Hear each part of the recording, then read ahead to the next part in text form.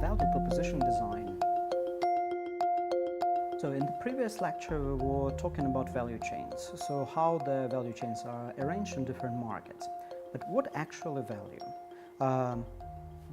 What do we understand by that? And how this value and then brought into products with respect to pricing models and arranged with the business models. So let's start with definitions, with terms.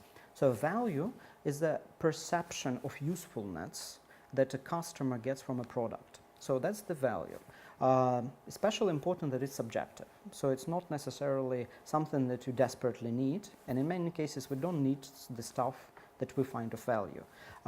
So that's the value.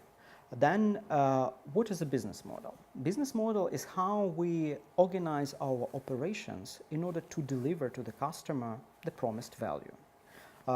Again, it's how we arrange our internal operations in order to produce, to deliver to the customer the value. And our customers can be either final customers, if we are in the value chain close to the final link to the customer, or it can be another cultural organizations or actors along the value chain, depending on where we see it in that value chain. Remember the first lecture. And then the pricing model is actually how we put the monetary value on this intrinsic value that we are offering as a product or as a service. So that's important to understand. Subjectivity of value, the business model is how we arrange operations to deliver that value, and then what is the monetary elements in for the value in order to produce pricing models and respectively have a price on our service and product. There is a great methodology developed by Yves Pigneux and Alex Osterwald and their collaborators, which is called Value Proposition Canvas. It's freely available online, and I do encourage you to check it.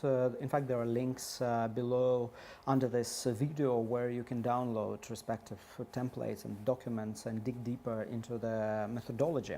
But we will try to look into the value maps, how they're working and how it can be applied to creative economy. The value proposition canvas consists of two parts. The first one is a customer profile where we describe customer. We'll look into this in a minute. And then there is also value map, which describes how we convert the needs of our customers into actual products and services. And this is a great exercise to understand how you create the value and what actual value you create. So let's start with value proposition canvas. We look at the customer profile. In the center you have this customer, this face, and it's great when you start an approach to deal with value map to have an idea of some kind of product or a service that you already either deliver or you want to deliver, and respectively already have an idea of a customer segment that you want to analyze and dig deeper into. For instance, you are a Skansen museum and you're talking about the families in their 30s and 40s with young kids. Or you are a festival organizer, so your product and service would be some performances at the festival venue, and your customer would be the creative class, 20s, 30s in the metropolitan area in your country. So that would be an example. So take a note whom you're talking about. Please note that we're talking about one product, one service, not a multiple products and services, because otherwise it goes too wide, yeah? And you can do these reiterations multiple times for different products separately. So we take the customer profile. We have the customer in the center. Then we have customer jobs. So what are the customer jobs? Customer jobs are the needs that your customers feel that they have and they need to fulfill. These needs, these customer jobs, could be functional. Let's say we need a certain object in order to fulfill, I don't know, an iron to iron, right? Functional need would be that we need to have our kids somewhere for a certain time because it's a function, otherwise we can't go to job or we won't have time for our family. Therefore, we need something to entertain our kids for a couple of hours. So that's functional job. But then there's also social jobs. What are the social jobs? It's when we want to belong to a group, we want to engage, we want to be seen with someone. It's also status thing or belonging thing. So when we want to be with someone. The third type of customer job could be emotional. Emotional, either we want, we're feeling a bit depressed and we want to find something like a job in order to entertain us, or we want just to get lost or just switch off from, because we're too tired or something, so we want to go into the fantasy world. So it's also emotional job. And you list in this blog, you list all those jobs that your customers that you identified might have. Then there are two other parts in this customer profile. On the top you would have pains, and below you would have gains. Quite obvious. Pains are what hurts you when you want to do your job. Let's say if we're talking about having our kids entertained for 2 hours, the pain would be that when you need this, the kindergartens are closed and there is nothing where you can go, yeah? Without yourself being with your kids. Meaning park is great, other outdoor activities are great, but however, someone like you need to be there, and if you need time for yourself and partner, well, there aren't that many options, so it's a pain. But then what are the gains that you're looking for? Let's take another example, that's which would be emotional. Emotional gain in this case with the kids would be that you want to feel secure about your kids. You want to know that your kids are fine and that they are not somewhere where you would be constantly in anxiety what is happening with them. So for you it would be a gain if you feel safe and good about what your kids are doing right now and with whom they're engaged right now. So that would be your gain.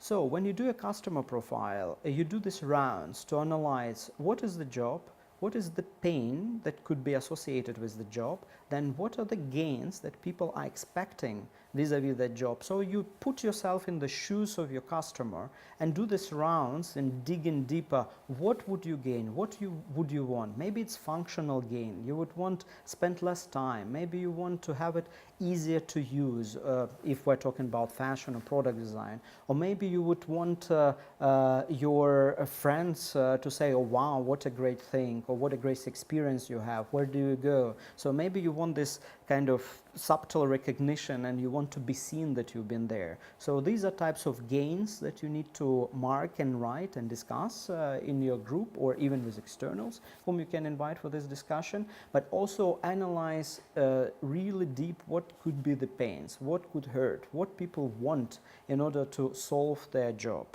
And then we look at the other half, at the actual value map. There we have our products and services initially planned, what we had in mind.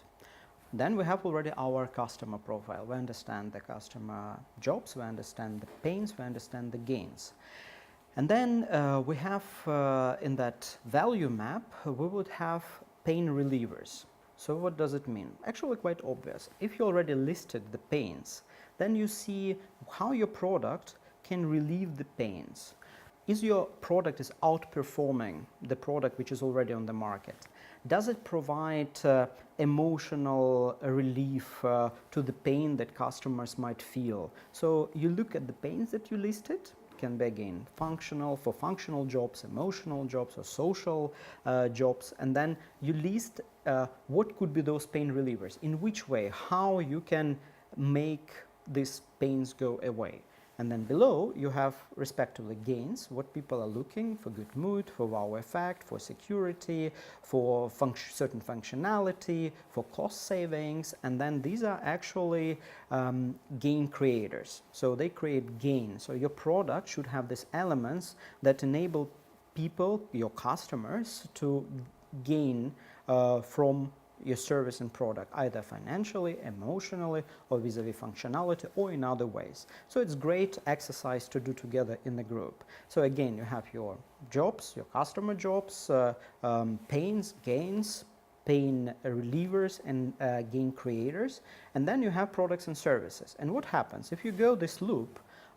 You might think about new services or slightly or even completely changed product or service because you understand that there are other pains and gains which are important. So super important is actually to rate the pains and the gains, and respectively pain relievers and gain creators of your customers, to understand better your customer, what actually is hurting, where actually people are looking at the added value. To add you an example, again in the Culture and Creativity course a week ago, we had a group discussion about the festival, famous festival in Ukraine, Gogol Fest. And we were looking at the customer profile, and we were looking at the pain, gains, gain creators, pain relievers, and we understood that actually what people are looking for, where the gain creator, where is the gain, is wow effect. And then secondly, people are looking for community. So they want to belong to a certain type of community that keep gathering annually at this great festival. So and suddenly you see that the product or the service, it's not the festival itself, but it can be a community. So the festival should offer a certain service or activities in order for that community to be there, to be seen, and clearly acknowledging that I belong to the Gogol Fest community.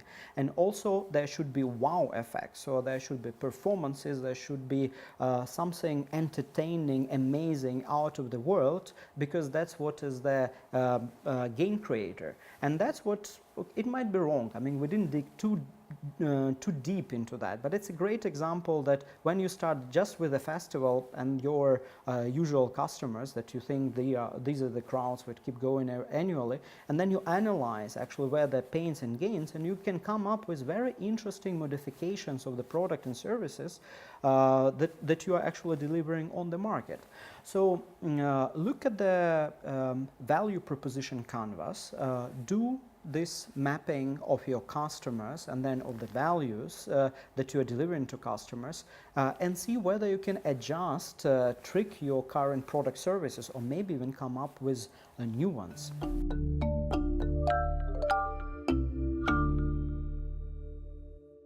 Thank you for watching this course. I hope that you enjoyed it and you learned something new and useful for further work. Please know that there are some additional information, cases and materials and useful links that you can check just below this video.